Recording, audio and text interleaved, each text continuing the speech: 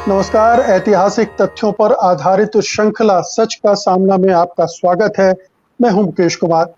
दोस्तों, मनुस्मृति शायद हिंदुओं का सबसे ज्यादा विवादास्पद ग्रंथ होगा, जहां ऊंची जातियां और खास तौर पर ब्राह्मणवादी इसे पूजते हैं, वहीं नीची कही जाने वाली जातियां इसके इतना विरुद्ध हैं कि हर साल इसका दहन तक करती हैं। दरअसल माना जाता है कि हिंदू धर्म में ऊंच नीच को धार्मिक मान्यता दिलाने वाला शास्त्र मनुस्मृति ही है। जातियों ही नहीं, स्त्रियों को भी मनुस्मृति में निम्न स्थान दिया गया है। सवाल उठता है कि इस तरह के भेदभाव वाले ग्रंथ को लिखने वाले लोग कौन थे, उनके उद्देश्य क्या थे और उनकी वजह से किसको फायदा और किसको नुकसान हुआ या हो रहा है। जाने माने सामाजिक कार्यकर्ता और इतिहास के जानकार प्रोफेसर राम पुनियानी हमारे साथ जुड़ चुके हैं। तो आइए उनसे आज हम मनुस्मृति के बारे में विस्तार से बात करते हैं। सबसे पहले आपका कार्यक्रम में स्वागत है प्रोफेसर पुनियानी। धन्यवाद, बहुत धन्यवाद। मैं चाहता हूं सबसे पहले तो इस बात पर आप रोशनी डालें कि मनुस्मृति को लेकर इतना विवाद क्यों होता है, इतना टंटा क्यों होता है कि एक तरफ तो उसको लोग पूछते हैं और दूसरे तरफ हर तरफ उसको दहन का आह्वान करते हैं। मनुस्मृति की प्रतियां जलाई जाती हैं और बाबा साहब अम्बेडकर ने बल्कि इसकी परंपरा ही डाली थी। जी, देखिए आप सही कह रहे हैं कि बाबा साहब अम्बेडकर ने 25 दिसंबर को इसको जलवाया था और वो एक कार्यक्रम था। उसमें जिन लोगों ने भाग लिया था उसमें एक ब्राह्मण भी सहस्त्रबुद्धे, उनके हाथ से इसको जलवाया था। और डॉक्टर अम्बेडकर की ये मान्यता रही है कि भारत में जो वर्ण जाति व्यवस्था है उसका उगम भारत के धर्म ग्रंथों में है, क्योंकि ये व्यवस्था बहुत पुरानी है और इसकी बहुत सारी थेरीज हैं कि भारत की जाति व्यवस्था वर्ण व्यवस्था कैसे बनी। उसमें अलग अलग लोगों ने उसका कई कहते हैं कि नस्ल के आधार पे है, आर्य वर्सेस द्रविड़ है, वो भी उसके बारे में भी डॉक्टर अम्बेडकर ने अध्ययन किया। और पूरे उनके अध्ययन का निचोड़ ये था कि ये धर्म ग्रंथों ने हमारी वर्ण जाति व्यवस्था को मजबूत किया और समाज में जो गैर बराबरी है उसको एक मान्यता दिलवाई।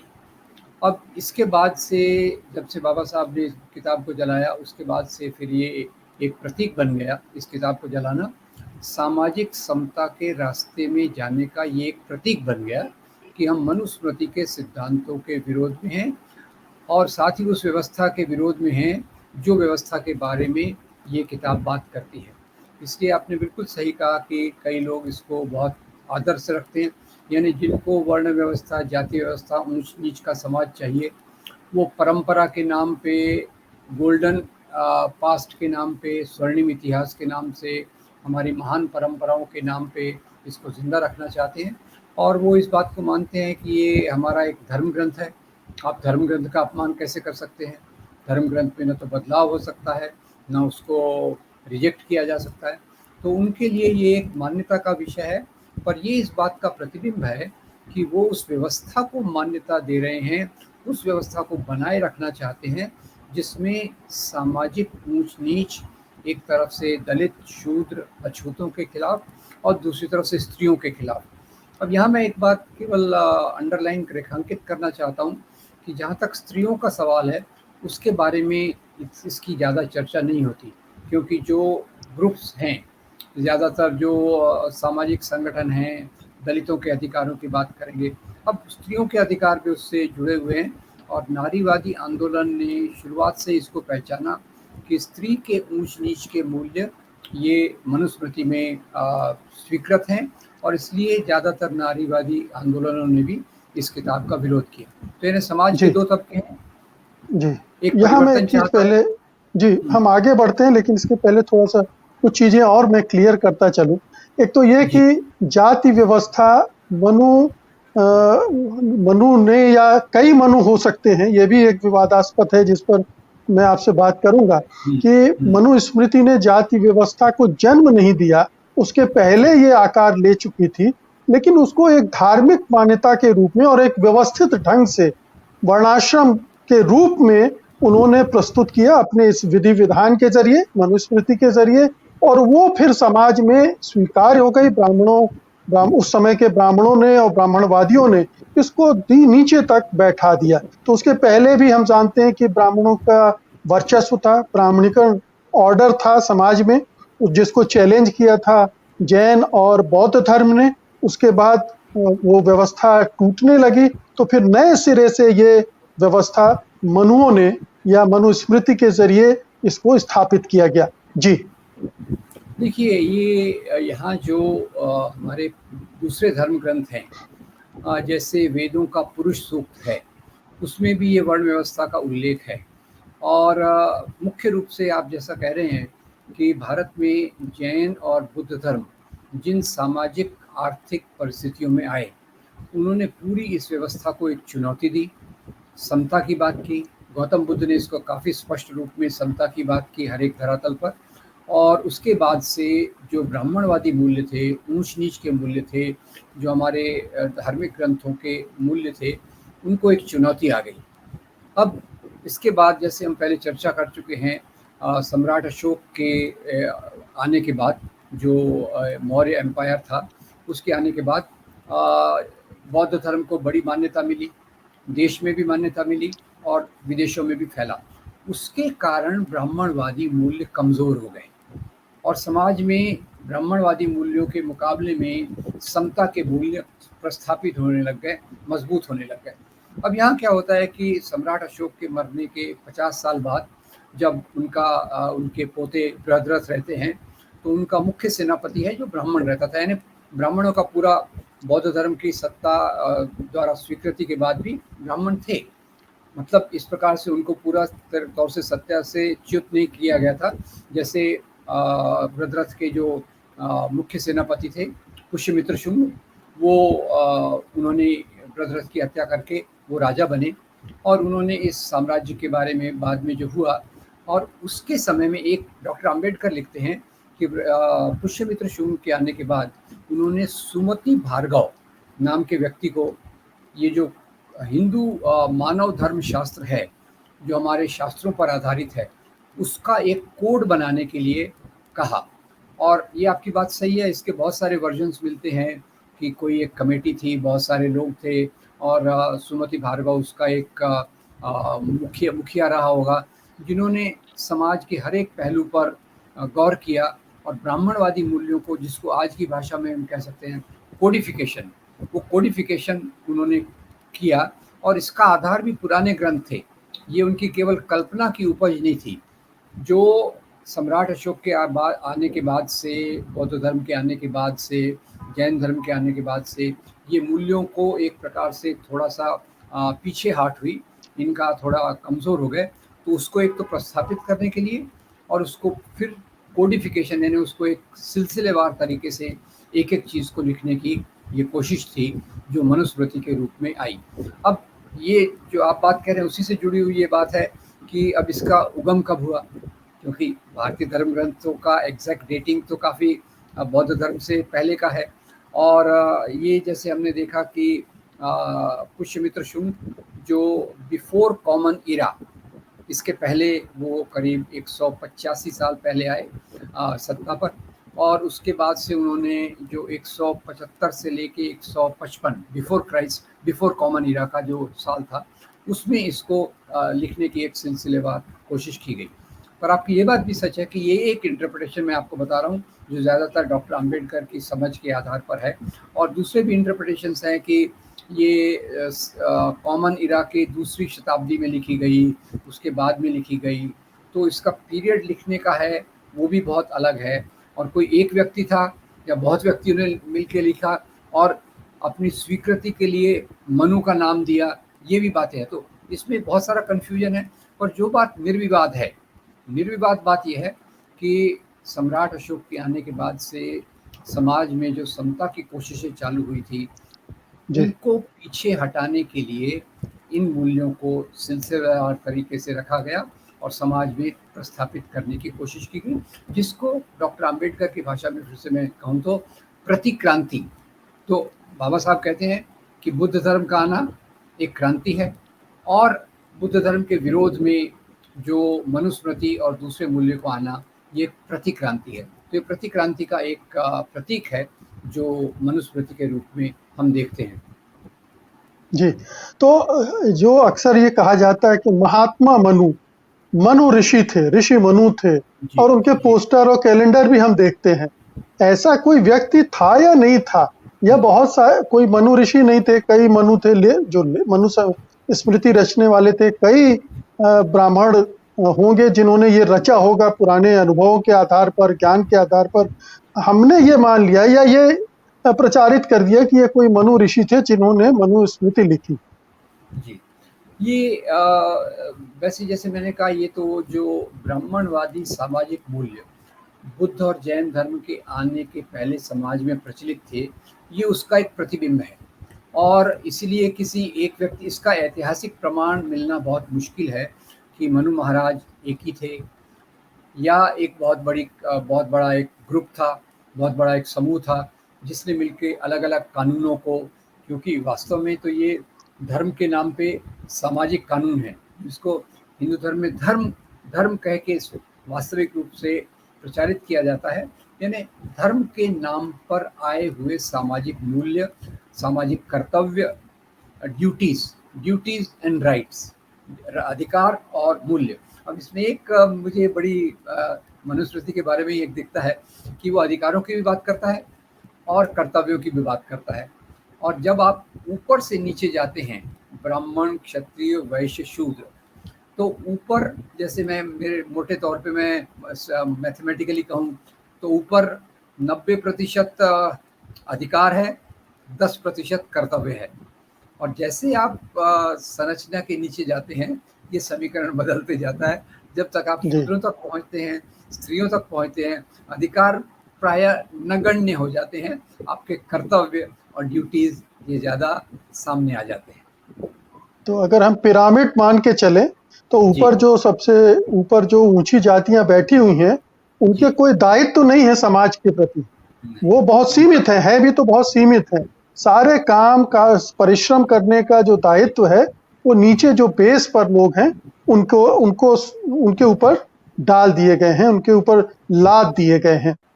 यहाँ दूसरा एक विवाद जो मनुस्मृति को लेकर चलता है उसके बारे में मैं जानना चाहूँगा कि मनुस्मृति के बारे में ये कहा जाता है कि कोई ऐसी मनुस्मृति नहीं है पूरी जो विश्वसनीय हो। कई में कुछ चीज़ें जोड़ी गई हैं, कई को हटा दिया गया है। बाद में चूंकि मनुस्मृति पर इतने सवाल उठते हैं तो बहुत सारे उसके पक्षधर कहते हैं कि उसमें जो ये जो नकारात्मक चीज़ें हैं वो बाद में डाली गई हैं। तो इसके बारे में क्या एक्सप्लेनेशन है? देखिए, ये क्योंकि मनुस्मृति का जो खोज 17वीं 18वीं शताब्दी के बाद खास तौर से जो ब्रिटिश स्कॉलर्स आए उसमें से आए, और उन्होंने उसमें से एक जो मनुस्मृति है जिसको कैलकाटा मैन्युस्क्रिप्ट कहते हैं, कैलकाटा, वो 18वीं शताब्दी में उसको लाया गया, उसको सबसे ऑथेंटिक माना जाता है। पर जो भी चीज़ें ली गई हैं वो प्राचीन काल से ली गई हैं। अब लोग आज खुद के बचाव के लिए कहते हैं कि ये बाद में डाला गया। बाद में डाला नहीं गया, बनी तो ये तभी कॉमन इरा के 2 शताब्दी पहले, या कुछ लोग कहते हैं कॉमन इरा के 2 शताब्दी बाद के पीरियड के बीच में बनी। बन तो तभी गई थी, पर उसकी अलग अलग प्रकार से खोज अभी जो हो रही है वो खोज हो रही है, अलग अलग उसकी मैन्युस्क्रिप्ट के आधार पे उसको वैधता मान्यता प्रदान की गई है।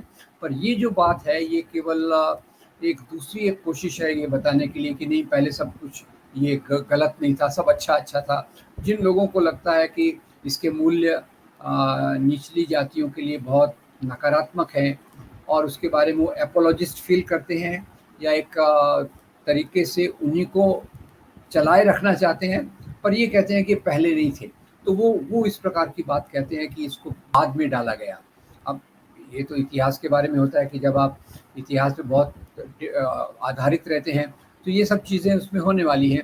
पर एक सामान्य तौर पे एक समझ हमें बनाना बिल्कुल ज़रूरी है कि उसके ज़्यादातर मूल्य जो हैं वो निश्चित रूप से ये जो कैलकाटा मैन्युस्क्रिप्ट और दूसरी चीज़ों में हैं वो सब मिलते जुलते हैं कॉमनली।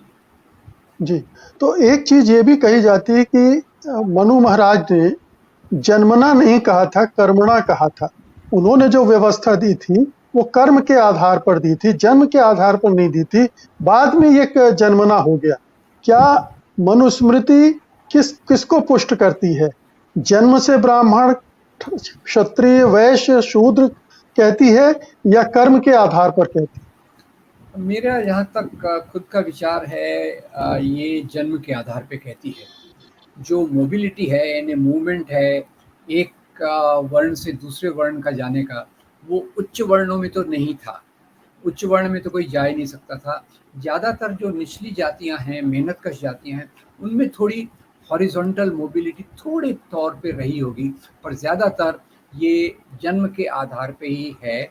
और ये कर्म के आधार पे तो इसको बाद में सोच के लगा दिया गया, और कई लोगों ने उसको डिफेंड करने की कोशिश की कि आपके काम के आधार पे आपका वर्ण है। पर ये इतनी सदियों से जो चीज़ चलती रहती है, तो वो तो बाद में निश्चित रूप से प्रस्थापित हो गई। और उसके उसके अवशेष तो आज भी देखिए। आज औद्योगिकीकरण के करीब 100-150 साल बाद भी वो जो जन्म वाला लेबल है, वो तो कोई चिपका ही हुआ है, वो कोई लगा नहीं रहा। पर ये पहले तो इससे भी ज़्यादा मजबूत होगा। तो अभी जो हमने 19वीं शताब्दी के बाद से मोबिलिटी देखी है, उसके पहले तो मोबिलिटी बहुत कम थी। तो ये तो जन्म के आधार पे ही हो गई थी जो वास्तविक रूप में, और उसकी कल्पना भी जन्म के आधार पे ही है। तो हम ये मान के चले कि मनुस्मृति का रचना यानी समाज को ब्राह्मणवादी व्यवस्था के तहत लाना था, उसकी ये कोशिश थी। और उसके बाद फिर किस तरह से समाज बदला? क्या ये मनुस्मृति लिखे जाने के तुरंत बाद बदलाव शुरू हो गए, या बदलाव पहले शुरू हो चुके थे?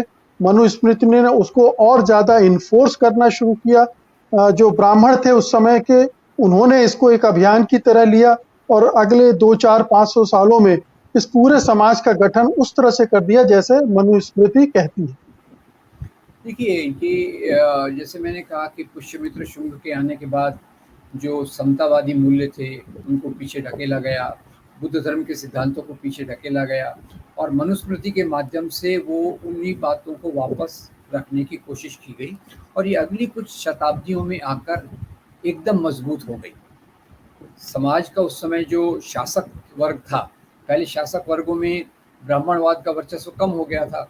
ये जो पुष्यमित्र शुंग की प्रतिक्रांति के बाद ब्राह्मणवादी वर्गों का वर्चस्व बहुत मजबूत हो गया, और समाज की रचना में भी अगले कुछ शताब्दियों में आके ये बहुत एकदम मजबूत हो गई। और इतनी मजबूत हो गई कि आज ये भी नहीं कह सकते कि आज केवल उसके अवशेष हैं। उसके अवशेष से भी बहुत कुछ ज़्यादा आज भी समाज में प्रस्थापित है। इस बात से हमको ये सोचना चाहिए।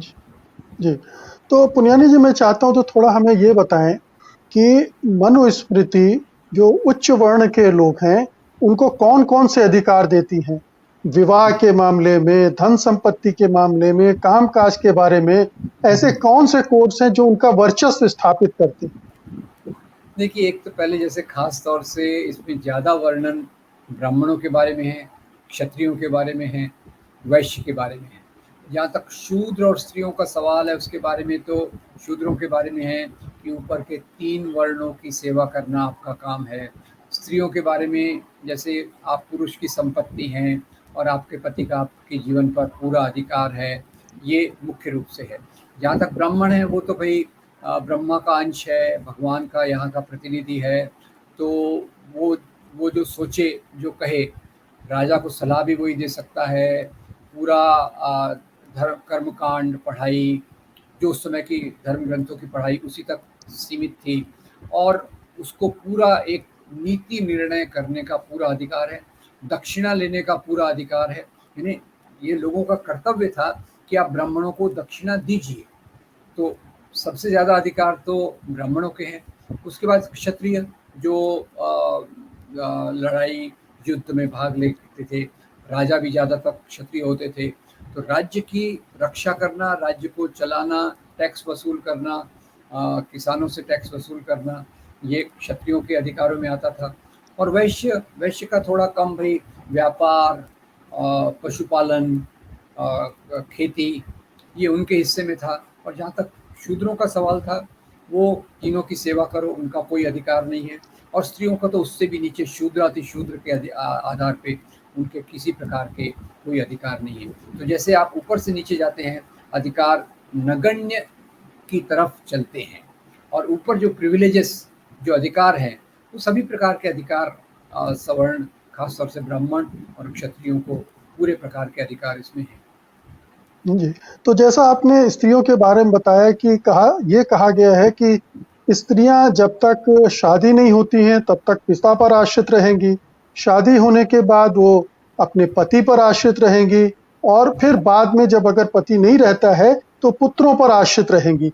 तो वो जीवन भर आश्रित रहेंगी और उनकी सेवा करती रहेंगी। पिता तो परमेश्वर का रूप बताया गया है, परमेश्वर की तरह उसकी पूजा भी करेंगी। तो एक तरह की गुलाम वाली स्थिति स्त्री की कर दी गई है, और वो शूद्रों से बहुत बेहतर नहीं मानी जा सकती। ठीक है, शूद्रों को तो और भी एक पांचवा वर्ण भी क्रिएट कर दिया गया अछूत वाला, वो एक पंचम। अलग चर्चा का विषय है।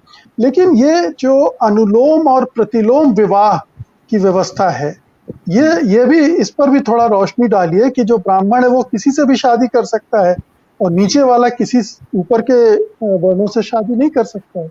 तो देखिए, ऊपर के वर्ण वाला जब छोटे वर्ण से शादी करता है तो अनुलोम है, और छोटे वर्ण वाला पुरुष अगर ऊंचे वर्ण की स्त्री से शादी करता है तो वो प्रतिलोम है।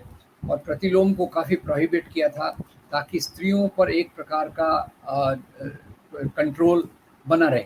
पर आपने मुख्य रूप से जो कहा, जैसे आज भी देखिए, अब ये सरल बात है कि हमारी शादियों में कन्यादान की एक प्रथा है, और जो पुरुष प्रधान संगठन हैं उनके नाम में कई संगठन पुरुष प्रधान भी बनते हैं, और स्त्रियों के संगठन में स्वयं शब्द का भी इस्तेमाल नहीं होता।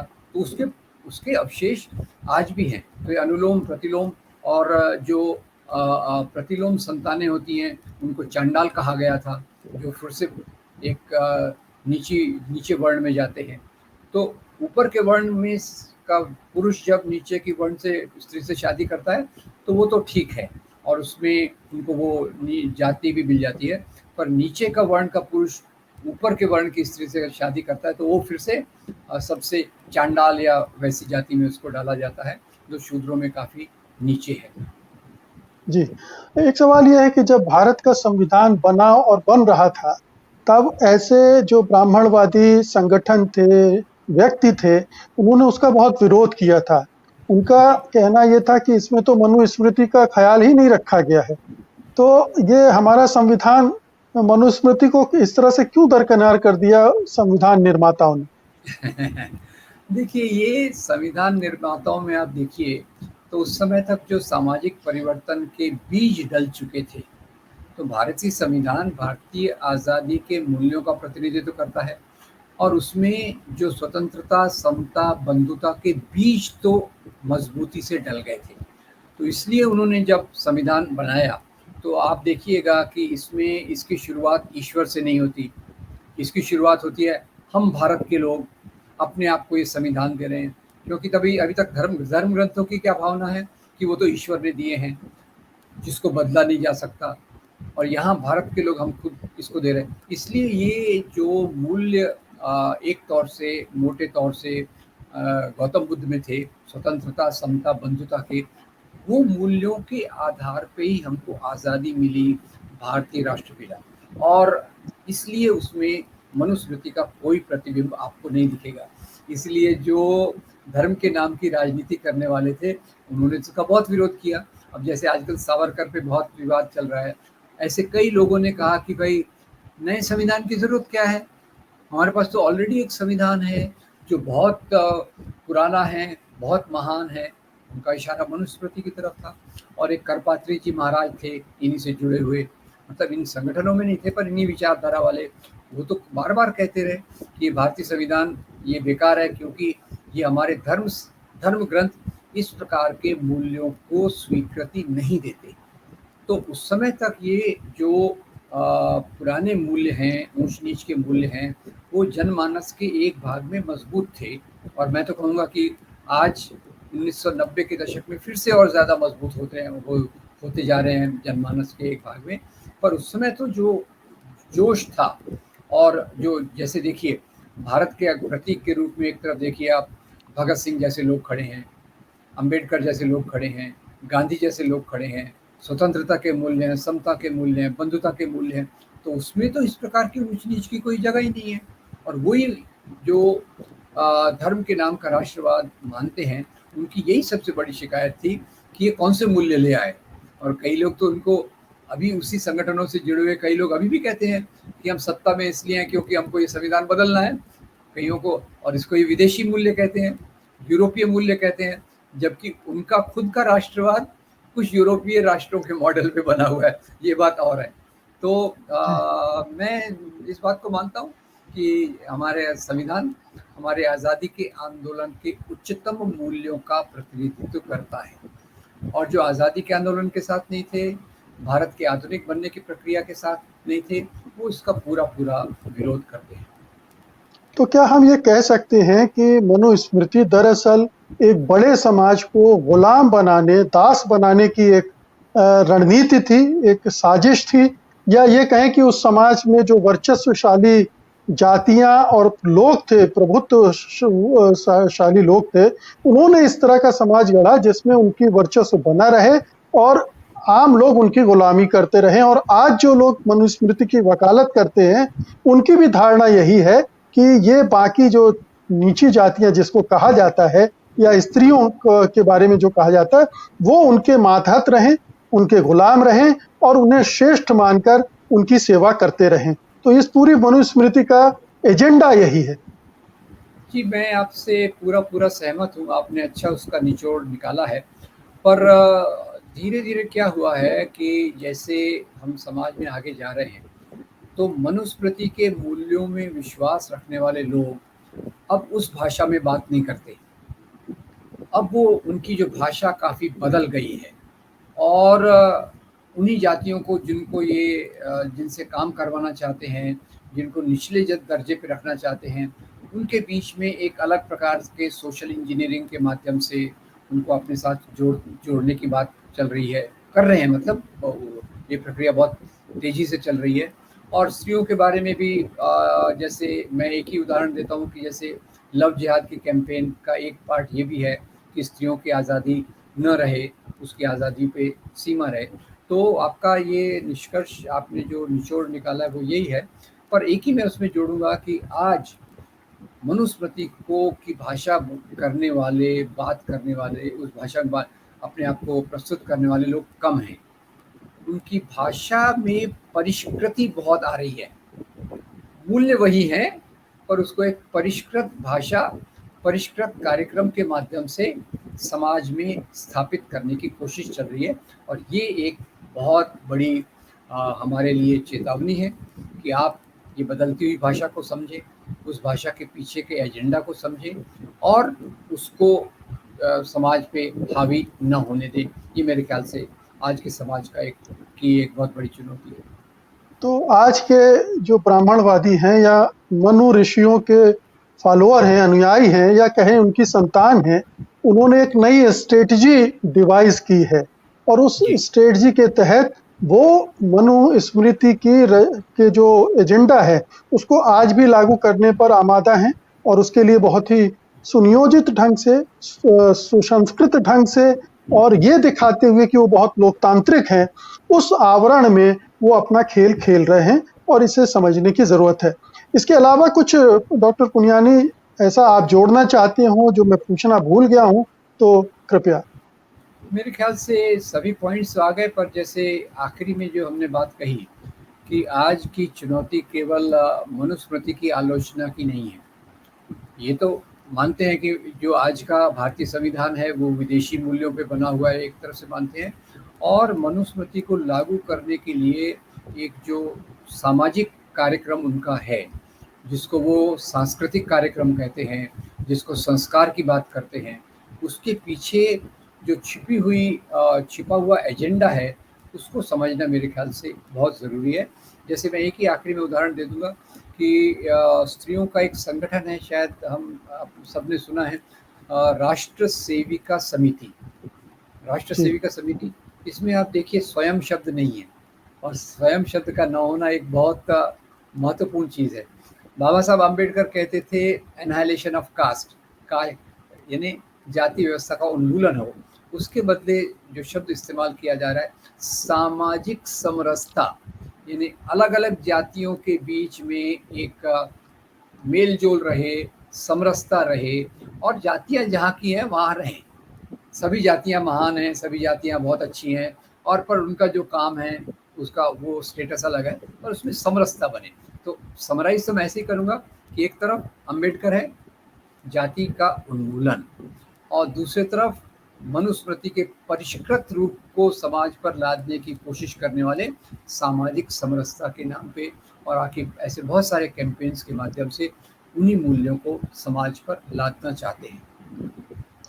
बहुत बहुत शुक्रिया प्रोफेसर पुनियानी आज की इस बातचीत के लिए, मनुस्मृति के बारे में इतनी जानकारियां देने के लिए, क्योंकि एक बहुत ज़रूरी जानकारी थी और मुझे लगता है कि दर्शकों को ये समझ में आने में सुविधा होगी कि अगर मनुस्मृति का विरोध कई संगठन, कई तबके कर रहे हैं तो उसकी ठोस वजह है, क्योंकि एक ये ऐसा ग्रंथ है, हालांकि बहुत सारे ग्रंथ हैं जिनमें ब्राह्मणवाद को महिमा मंडित किया है, लेकिन इस अकेले ग्रंथ ने इतना बड़ा काम किया है दास्ता को स्थापित करने में, ऊंची जातियों की का वर्चस्व कायम करने में, जिसको आप अगर नहीं समझेंगे तो भारतीय समाज को समझने में और भारतीय समाज को उस गुलामी से बाहर निकालने में आप कोई भी योगदान नहीं कर सकते हैं। तो ये वैचारिक जागरूकता के लिए और इस पूरे ढांचे को समझकर कुछ एक्शन लेने के लिए बहुत ज़रूरी है कि मनुस्मृति को बहुत अच्छे से समझा जाए। तो दोस्तों, उम्मीद है कि इस एपिसोड से आपको मनुस्मृति के बारे में पर्याप्त जानकारी मिल गई होगी, और अगर फिर भी आपके दिमाग में कोई प्रश्न उठता है, कोई जिज्ञासा पैदा होती है, तो कमेंट बॉक्स में उसको दर्ज कर दीजिए। हम उसका जवाब आपको देने की कोशिश करेंगे आने वाली कड़ियों में। धन्यवाद आपका। नमस्कार डॉक्टर पुनियानी, आपका भी धन्यवाद और नमस्कार। सत्य हिंदी का ऐप डाउनलोड करें गूगल प्ले स्टोर पर।